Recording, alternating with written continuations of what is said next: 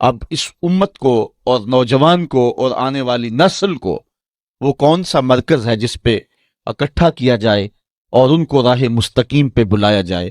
تو وہ حضور علیہ الصلوۃ والسلام کی محبت ہے، جس محبت پر بلا کر کے جب محبت سینے میں بیدار ہوگی تو پھر عقائد کی درستگی بھی پیدا ہوگی، اور پھر عمل کو مہمیز بھی لگے گی، اور پھر جد و جہد اور طاعت کے جذبے، یہ سب کچھ پیدا ہوگا۔ اس لیے محبت رسول، اس جوہر کو نئی نسل کے اندر پیدا کرنے کی ضرورت ہے۔ اب نئی نسل کے اندر محبت رسالت مآب کو کس طرح پیدا کیا جائے، اس عنوان کے ساتھ لکھنے والوں نے بہت کچھ لکھا ہے۔ یہ گزشتہ شب میری نظر میں علموا اولادکم محبت رسول اللہ صلی اللہ علیہ وآلہ وسلم، ڈاکٹر عبدہ یمانی کی جو ہے وہ مطالعہ میں رہی ہے، جس میں انہوں نے 20 ایسے طریقے بیان کیے ہیں کہ جس میں حضور علیہ الصلوۃ والسلام کی محبت کو نئی نسل کے اندر جو ہے وہ منتقل کیا جا سکے۔ لیکن اس وقت میرے سامنے وقت چونکہ اتنا نہیں ہے کہ میں ان 20 طریقوں کا اجمالی تذکرہ بھی کروں، گو کہ میرا ذہن تھا، لیکن میں اختصار کے ساتھ 3-4 باتیں، اور وہ بھی علامہ اقبال کا ایک مضمون ہے جس کا خلاصہ نئی نسل کے اندر دین کی آبیاری اور محبت رسول کی تخم ریزی ہم کیسے کر سکتے ہیں۔ تو اقبال نے اس کے لیے 3 چیزیں بیان کی ہیں، اور ایک چیز میں اپنی جانب سے بیان کروں گا۔ سب سے پہلی بات، نئی نسل کے اندر حضور کا پیار کیسے اجاگر کیا جاتا ہے؟ تو اقبال کہتا ہے کہ نسل نو میں حضور کی محبت کا جوہر منتقل کرنے کا زود اثر ذریعہ یہ ہے کہ اپنی اولادوں کو کثرت کے ساتھ حضور پہ درود و سلام پڑھنے کی ترغیب دے، کیونکہ درود ایک ایسا وظیفہ ہے جو انسان کی فطری صلاحیتوں کو نکھارتا ہے، روحوں کی زندگی کا سبب ہے، انسان کو طبی طور پہ توانائی نصیب ہوتی ہے۔ آپ پڑھیں قدرت اللہ شہاب کو، وہ کہتا ہے کہ مجھے جاگ ہی درود و سلام سے لگی، بلکہ اقبال سے کسی نے پوچھا کہ تیرے شعروں میں یہ حسن کہاں سے آ گیا؟ جو اردو ادب کے نقاد ہیں وہ غالب کو اقبال سے بڑا شاعر مانتے ہیں، جس انداز سے اس نے شاعری کی ہے، اور جن سنگلاخ زمینوں میں اور جن مشکل بحروں میں غالب نے لکھا ہے، یہ اسی کا ہی مقسوم ہے۔ پھر وہ جس عنوان سے بھی لکھے وہ کمال کر دیتا۔ یہ مسائل تصوف کے، یہ تیرا انداز بیاں غالب، ہم تجھے ولی سمجھتے اگر بادہ خار نہ ہوتا۔ بات کرنے کا ڈھب جانتا ہے، ذکر اس پر ہی وش کا، پھر بیاں اپنا تھا، بن گیا رکیب آخر جو رازداں اپنا تھا۔ جب وہ حسن کا نقشہ کھینچے تو حسن کو مجسم سامنے لے آتا ہے، جب تصوف کے مسائل پہ بولے تو لگتا ہے کہ یہ بہت جو ہے وہ نقطہ وار صوفی ہے، وہ جس لہجے میں آئے حد کر دیتا ہے۔ لیکن وہ قبولیت عامہ جو غالب کو نہ مل سکی وہ اقبال کا مقسوم ہوئی۔ تو اقبال سے کسی نے پوچھا کہ تیرے شعروں میں یہ حسن اور یہ رس، یہ مٹھاس، یہ تازگی کہاں سے آئی؟ تو اقبال نے کہا کہ میں نے 1.25 کروڑ مرتبہ حضور پہ درود پڑھا ہے، میں تنہا کمال سخن کو نہ پہنچا، میرے شعر ہیں اور تاثیر ان کی۔ 1.25 کروڑ مرتبہ ذات رسالت مآب صلی اللہ علیہ وسلم پر میں نے درود پڑھنے کی سعادت پائی۔ تو درود وہ وظیفہ ہے جو انسان کو نکھار دیتا ہے، انسان کے لیے بہتریوں کا سامان پیدا کرتا ہے۔ ویسے بھی قرب قیامت میں جب کہ فتنے بارش کی طرح برس رہے ہوں گے تو درود نجات کی ضمانت ہوگا۔ حضرت امام سخاوی نے القول البدیع میں لکھا ہے کہ امام زین العابدین سے پوچھا گیا کہ جب کثرت سے ترک اور فرق ہوں گے تو اس وقت حق کی پہچان کون ہوگی اور کس راہوں کے ہم مسافر ہوں گے؟ تو امام زین العابدین فرمانے لگے جو اہل السنہ ہوں گے وہ حق کی راہوں کے مسافر ہوں گے۔ تو پوچھنے والے نے کہا کہ اگر بہت سارے لوگ اسی نام سے دعویٰ رکھیں تو ان میں اصل کی پہچان کیا ہے؟ تو حضرت امام زین العابدین نے کہا من علامات اہل سنہ کثرت الصلاۃ علی رسول اللہ، نشانی میں بتا دیتا ہوں، کثرت کے ساتھ حضور پہ درود پڑھنے والے ہوں گے۔ تو یہ وہ وظیفہ ہے کہ جو نسل نو میں حب رسول کی آبیاری کا ایک مؤثر ترین ذریعہ ہے۔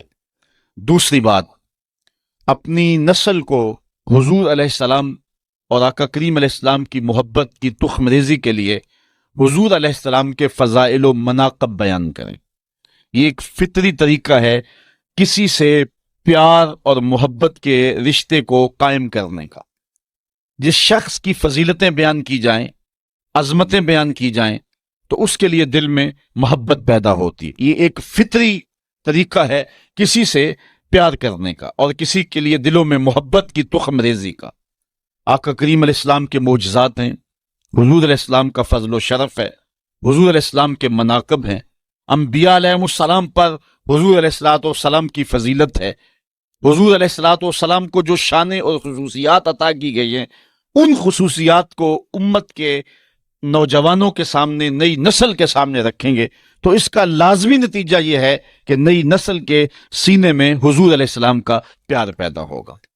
میں اختلاف کا مزاج نہیں رکھتا، لیکن سچی بات اگر تکلیف کا سبب بھی ہو تو یہ ایک امر آخر ہے۔ بات اصول کی ہے کہ اگر یہ بحث چھڑی جائے کہ نبی دیوار کے پیچھے بھی نہیں جانتا، تو مجھے بتاؤ کہ نسل نو کے سینے میں نبی کا پیار پیدا ہوگا؟ آج کی نسل آج نہیں تو ہم سے کل سوال کرے گی۔ سائنس تو زمین کی تہ میں چھپے ہوئے معدنیات بھی دیکھ لیتی ہے، پہاڑوں کی رگوں میں سونا کتنے فیصد پایا جا رہا ہے، جدید زمانے میں یہ بھی دیکھا جاتا ہے۔ سمندر کی تہ میں موتی اور گھونگے کس سائز میں ہیں، تو جدید سائنس سے یہ بھی ممکن ہو گیا ہے کہ اس سائز کو بھی دیکھ لیا جاتا ہے، معدنیات کہاں اور کتنے پائے جاتے ہیں۔ یہ ایک انسانی عروج ہے اور انسانی باغپن ہے جب انسانی نظر کا کمال اور انسانی دوربین کی رسائی پہاڑوں کی رگوں تک ہو گئی ہے اور زمین کی تہوں تک انسان پہنچ گیا ہے، تو کیا نبی دیوار کے پیچھے بھی نہیں جانتا؟ یہ بے بسی کی کہانی نہیں ہے تو اور کیا ہے؟ نئی نسل کو بتانا پڑے گا۔ یہ کسی نے اپنے دور میں اندھیرے میں بیٹھ کے لکھ دیا، حقیقت ایسی نہیں ہے۔ نبی تو نبی رہا، نبی کا غلام حضرت عمر منبر پہ بیٹھا ہے، نہامد میں جنگ ہو رہی ہے، 1 مہینے کی مسافت ہے، حضرت ساریہ امیر لشکر ہیں، راستے میں دیوار کیا کئی پہاڑ کھڑے ہیں، حضرت ساریہ آگے بڑھ کے جوش میں حملہ کرنے لگے، دشمن پیچھے سے آ کے جو ہے وہ حملہ آور ہونے لگا، حضرت عمر خطبہ دے رہے تھے، رہا نہ گیا، یہی سے بولے یا ساریہ الجبل، اے ساریہ پہاڑ کو نہیں چھوڑنا، یہ شان ہے خدمت گاروں کی، سرکار کا عالم کیا ہوگا۔ یہ تو نبی کے غلام کی نگاہوں کا عالم ہے کہ وہ پہاڑوں کے پیچھے دیکھ رہا ہے، تو جو نبی ہے اس کی شان کا عالم کیا ہوگا۔ تو اگر اپنی اولاد کو اس طرح کے مسئلے بتائیں گے اور اس طرح کی باتیں بیان کریں گے تو وہ حضور کی ذات سے دور ہوں گے، حضور سے قریب نہیں ہوں گے۔ بات اختلاف کی نہیں، اصول کی ہے۔ آج کی اس انسانی عروج کی اور انسانی کمال کی اور مادی ترقی کے اس زمانے میں اگر یہ کہا جائے کہ نبی کسی چیز کا اختیار نہیں رکھتا تو یہ کتنی عجیب سی بات ہے۔ آج تو انسان زمین کی تنابیں تھام چکا ہے، آج تو چاند کی چھاتی روندی جا چکی ہے، مریخ کے سفر کی تیاریاں، ایٹم کا کلیجہ شک کیا جا چکا ہے، پوری دنیا گلوبل ولیج بن چکی ہے، پانی کی تہوں تک انسان کی رسائی ہے۔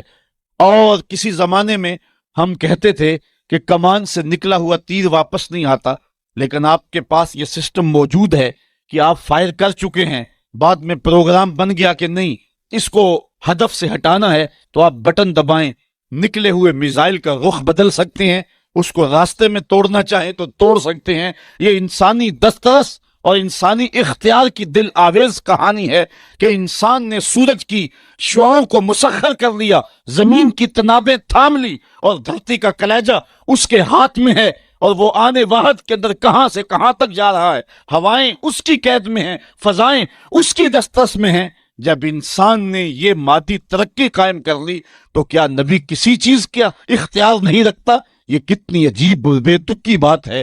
نبی کے اختیار کی کہانی سننی ہے تو آؤ نبی کی عظمتوں کو دیکھیں۔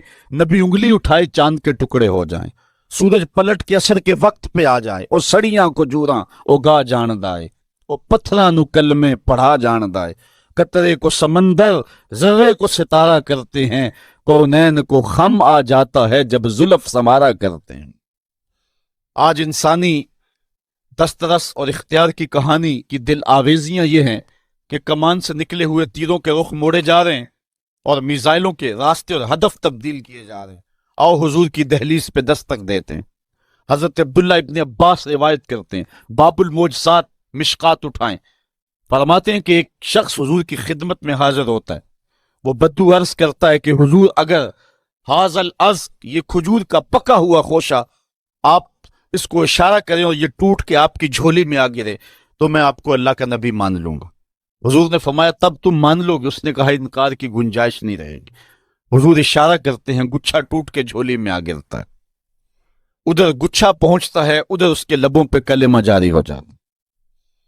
اب آقا کریم ان کھجوروں کو بانٹ بھی سکتے تھے، اس شخص کے ایمان لانے کی خوشی میں شیرینی بٹ جاتی اور قیامت تک ان لوگوں کے لیے افتخار ہوتا، فخر ہوتا کہ کچھ صحابہ نے معجزے کی کھجوریں کھائی ہیں۔ لیکن آقا کریم علیہ السلام جانتے تھے قیامت کے قرب میں تیروں کے رخ موڑے جائیں گے اور انسانی کمال اور اختیار کی کہانی یوں دل آویز ہوگی۔ آقا نے وہ کھجوریں بانٹی نہیں، بلکہ اس پکے ہوئے کھجوروں کے خوشے سے مخاطب ہو کے کہا تجھے جس کام کے لیے بلایا وہ تو ہو گیا، اب واپس جا کے شاخ سے جڑ بھی جا۔ صرف اتارنا نہیں جانتے، ان کو واپس جوڑنا بھی جانتے، چاند کے ٹکڑے ہی نہیں کرنا جانتے، اصلی حالت کے اندر ان کو پلٹانا بھی جانتے۔ یہ نبی کے اختیار کی دل آویز کہانی ہے۔ تو نئی نسل کو وہ باتیں نہ سنائیں کہ جن سے نئی نسل دور ہو، بلکہ آج کی سائنس بہت عروج اور بہت ترقی کر چکی ہے، لیکن جو عروج میرے رسول نے پایا ہے یہ سائنس اور یہ مادی ترقی اس کی گرد کو بھی نہیں چھو سکتی۔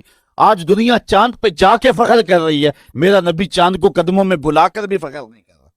اور پھر معراج کی شب میرے رسول وہاں پہنچے ہیں جہاں کسی کا تصور بھی نہیں پہنچا۔ کوئی فلک تے رہ یار گیا، کوئی جا سدرا تے ہار گیا، ایک کالیاں زلفاں والا سی جڑا عرش تو بھی لنگ پار گیا۔ کوئی حد ہوا ان کے عروج کی، بلغل اولاب کمال ہی۔ یہاں امام احمد رضا کا اسلوب دیکھیے، خرد سے کہہ دو کہ سر جھکا لے، گما سے گزرے گزرنے والے، یہاں خود پڑے ہیں جہت کو لالے، کوئی کیا بتائے کدھر گئے تھے، کوئی حد ہے ان کے عروج کی، بلغل اولاب کمال ہے۔ تو نسل نو کو حضور کا پیار دینے کے لیے آقا کریم کے فضائل و مناقب بیان کرنے پڑیں گے۔ تیسری بات، نسل نو کو حضور علیہ السلام کی محبت اور حضور کا پیار دینے کے لیے حضور کے حسن و جمال کا تذکرہ سنانا پڑے گا۔ کائنات میں انسان کی یہ طبع ہے اور فطری مجبوری ہے کہ حسن کی طرف اس کا میلان ہوتا ہے، اور یہ میلان طبعی ہے۔ تو اس لیے نئی نسل کو حضور کے حسن کے قصیدے بیان کرنے پڑیں گے۔ علماء نے باقاعدہ اس پہ کتابیں تصنیف کی ہیں۔ امام ترمذی کی شمائل ترمذی اسی عنوان کے ساتھ ہے، اس میں حضور علیہ السلام کے ناخن انور سے لے کر کے سر کے بالوں تک حضور کے ایک ایک عضو کا تذکرہ بیان کیا گیا ہے۔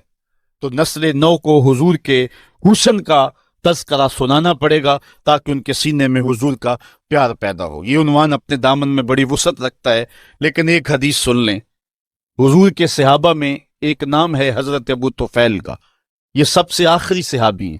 حج کا موسم ہے، اونچے ٹیلے پہ کھڑے ہو گئے اور لوگوں سے مخاطب ہو کے کہا لوگوں اس وقت روئے زمین پہ میرے علاوہ کوئی نہیں جس نے حضور کو دیکھا ہو، آؤ مجھ سے حضور کی باتیں سنو۔ لوگ اکٹھے ہو گئے اور کہا صف لنا رسول اللہ صلی اللہ علیہ وسلم، ہمیں حضور کا حلیہ بیان کر دیجیے۔ تو انہوں نے 3 لفظوں میں حضور کا حلیہ بیان کیا۔ کان رسول اللہ صلی اللہ علیہ وسلم ابیض ملیحا مقصدا، ایک چٹے رنگ کے تھے، ایک حسن نمکین تھا، ایک ہر معاملے میں توازن تھا۔ آخری بات میرے عنوان کی، ورنہ اس عنوان سے بہت کچھ کہا جا سکتا ہے۔ حضور علیہ الصلوۃ والسلام کے فضائل و مناقب، حضور کے حسن کا تذکرہ، آقا پر کثرت درود، یہ سارے وظائف زود اثر ہیں اور ان کے ذریعے سے اپنی نسل کو حضور علیہ السلام کی چوکھٹ پہ بلایا جاتا ہے۔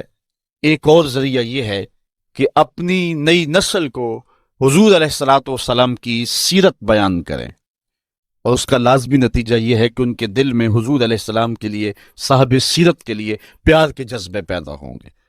آقا کریم علیہ السلام کو جو حسن صورت دیا گیا ہے اس کا جواب نہیں ہے، لیکن جو حسن سیرت دیا گیا ہے اس کا بھی جواب نہیں ہے۔ اللہ تعالیٰ جل شانہ نے اپنے محبوب کے خلق کی خود تعریف کرتے ہوئے فرمایا وَإِنَّكَ لَعَلَىٰ خُلُقٍ عَظِيمٍ، محبوب تو عظیم خلق کا مالک ہے۔ تو جس کے خلق کو رب نے بھی عظیم کہا ہے وہ سیرت کے کس اونچے درجے پہ گامزن ہوگا۔ اس لیے اپنی نئی نسل کو اس عنوان کے ساتھ آگاہی دے کر کے اپنی نئی نسل کو حضور کی محبت کی طرف بلایا جائے گا۔ ایک بات اور عرض کروں جاتے ہوئے، وہ یہ کہ اپنی اولادوں کے دلوں کے اندر اس بات کا احساس پیدا کیجئے اور اس مسرت اور اس خوشی کا وہ اظہار کریں کہ ہم حضور کی امت ہیں، اور یہ احساس فرحت کا اور انبساط کا حضور علیہ الصلوۃ والسلام کی قربت کا سبب بنے گا۔ اور صحابہ اس بات پہ فخر کیا کرتے تھے، اور ابھی آپ نے روایت سنی کہ سب سے زیادہ خوشی صحابہ کو اگر کسی بات کی ہوتی تو ایمان لانے کی ہوتی۔ تو حضور علیہ الصلوۃ والسلام کی صورت میں جو کرم نوازی ہوئی، 1,00,000 کئی ہزار انبیاء علیہم السلام ہیں، لیکن جو اعزاز اللہ نے اپنے محبوب کو عطا کیا وہ کسی اور کا مقسوم نہیں ہے، شرف مکان کا نہیں ہوتا، مکین کا ہوتا ہے۔ تو جس طرح حضور نبیوں سے افضل ہیں، حضور کے صدقے سے حضور کی امت جو ہے وہ ساری امتوں سے افضل ہے۔ کنتم خیر امت اخرجت للناس، کبھی ہم تنہائی میں بیٹھ کے سوچے ہم اس قابل ہیں کہ اتنا بڑا اعزاز دیا گیا؟ یہ مجھے اور آپ کو کہا گیا ہے کہ تم بہتر امت ہو، میری خوش قسمتی میں تیرا امتی۔ میرے بزرگ ایک شعر پڑھا کرتے تھے اور ان کے اوپر ایک محویت کا عالم طاری ہوتا تھا، محمد جانے جانا ہے پیغمبر ہو تو ایسا ہو، محمد جانے جانا ہے پیغمبر ہو تو ایسا ہو، رسولوں کی بشارت سے مبشر ہو تو ایسا ہو، امر توقیر کا سب کو موقر ہو تو ایسا ہو، کیا ہم کو غلام ان کا مقدر ہو تو ایسا ہو۔ اس پہ جتنا بھی ناز کریں کم ہیں۔ حضرت حسان بن ثابت رضی اللہ تعالی عنہ کبھی جھوم کے پڑھا کرتے تھے، منا علینا ربنا ام باس فینا محمدا، ہمارے رب نے تھوڑا احسان کیا ہے کہ محمد عربی عطا کر دیے۔ اور آپ اس منظر کو نہیں بھول سکتے جب مدینے میں حضور جلوہ فراز ہوتے ہیں اور بنو نجار کی بچیاں ہاتھوں میں دفیں لیے حضور کی آمد کے ترانے پڑھ رہی ہیں، طالع البدر علینا من ثنیۃ الوداع وجب الشکر علینا ما دعا للہ داعی ایھا المبعوث فینا جئت بالامر المطاع۔ اور وہ کتنی خوشی کے ساتھ ان کے لہجے کا بانک پن دیکھیے، انداز دیکھیے، انت شرفت المدینہ مرحبا یا خیر داعی فلبسنا صوب یمن بعد تلفیق الرقاع۔ وہ بچیاں پڑھتی ہیں کہ ہم تو پیوند لگے کپڑے پہنا کرتی تھیں، ہم تو غریب گھروں کی بچیاں ہیں، لیکن آج کیا ہوا کہ ہم نے خوبصورت کپڑے پہنے ہوئے ہیں، ہم نے یمنی حلے پہنے ہوئے ہیں۔ کہا حضور ہم اس قابل تو نہیں تھی، ہم تو غریب لڑکیاں تھیں، لیکن آج یمنی حلے ہم نے جو پہنے ہیں اس چاؤ اور خوشی میں پہنے ہیں کہ آپ جلوہ گر ہو گئے ہیں۔ تو اس شوق میں، اس محبت میں اپنی نئی نسل کو ہم جو ہے وہ حضور علیہ الصلوۃ والسلام کے بالخصوص موسم میلاد میں ان کے لیے محبتوں کے سامان کریں، تاکہ ان کے لیے حضور علیہ الصلوۃ والسلام کی محبتوں کا جوہر اور چمکے اور جھلکے اور سینے روشن ہوں۔ اللہ تعالیٰ یہ دولت بیدار ہم سب کو نصیب فرمائے۔ کل دوبارہ حاضری ہوگی تو عنوان ہوگا محبت اہل بیت۔ انشاءاللہ اللہ مجھے آپ کو اپنی رحمتوں کے سائے میں